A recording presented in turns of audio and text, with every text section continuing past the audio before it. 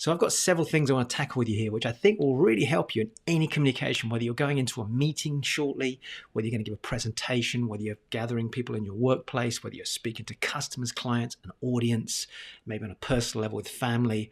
Sometimes people come away from a meeting or an engagement with you and you might be feeling like, I don't think they kind of got what I was trying to say. And if you feel that frustration, that pain, or you've noticed on occasion you've come away from a meeting and you don't feel like both parties have got the best out of that meeting, particularly because you haven't been as clear as you would like to have been, I think you're going to find this really useful.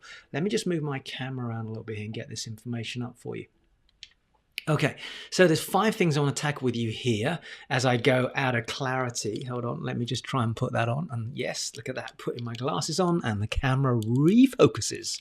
All right, so number 1, you cannot be clear in any communication unless you know what the outcome is that you want to achieve from this. Now, if you've worked through any of my CWI programs, you'll know that this is one of the first key steps, and that is outcome. You see, if you start going into a meeting with lots of different outcomes and your brain is thinking about this and your brain is thinking about that and another part is over here and your body language is kind of over here, the person watching you is going to be confused and they won't have clarity on what you're trying to say because they're following all these different lines of communication that you're giving out and they're thinking, but what's the point of this? And have you ever had that situation where you're watching something, you're like, what's the point of this? What are they trying to get to? I just want to get clarity on what they're trying to say. So unless you've got clarity on your outcome, without a doubt, they're not going to have clarity on your outcome either.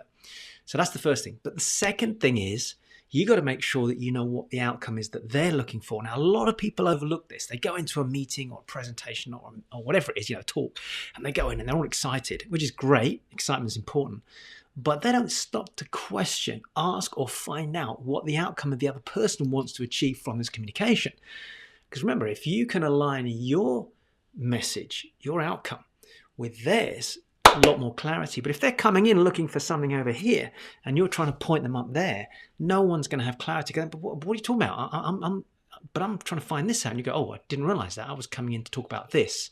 So make sure you're clear on what the outcome is they're looking to achieve or expect from the engagement with you. That's number 2. Number 3 is keep it simple and create impact.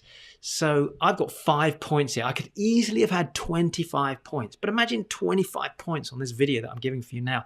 You'd have been overwhelmed and it wouldn't have been that clear for you. Whereas at the moment, outcome's important, yours and theirs. You also know that you've got to keep it simple, and simplicity doesn't mean, well, this is the message that I'm trying to get across to you. Simplicity is just taking a complex idea and simplifying it. Like, for example, out of this video I'm creating for you, you could just simply say, outcome is the most important thing. Why? Because if you're clear on your outcome and they're clear on their outcome, you can find a way to match that together. Keep it as simple as that. And use impact, and there's several ways. If you go and watch some of the other videos I've created, you'll understand that there are different ways to create impact when you're communicating. But remember, that can even be as simple as just pausing. Because pausing allows the other person to process and they get clarity on what you've just said. Third thing is watch them. Now, I can't see you in this video, so I'm going to assume that as I'm communicating, knowing from the literally hundreds of thousands of people I've spoken to over the years, that as I'm saying certain things, I'm going to get a certain reaction from you. But particularly when you're face to face, you can look at their eyes, you can look at their facial gestures, their breathing patterns, what their shoulders are doing, what their body language is doing. And that will give you lots of clues as to whether they've got what you're talking about or they've got what you're talking about. See? You can never tell until you actually watch somebody really close up. And then the final thing is pace yourself. So don't try and chuck all the information in too quickly and you compress it down. You go, and they go, I didn't really understand that. Whereas if you've got 5 minutes or 10 minutes or 15 minutes or an hour, think about how you want to pace those key messages, tied into the outcome, tied into the simplicity, tied into the watching, tied into the impact. Pace is very important. All right, so hold on to those 5 things. Go and experiment the next couple of days. Try in any situation. Doesn't matter if it's a 2-minute conversation or a 2-hour conversation. You can definitely apply these to get more clarity.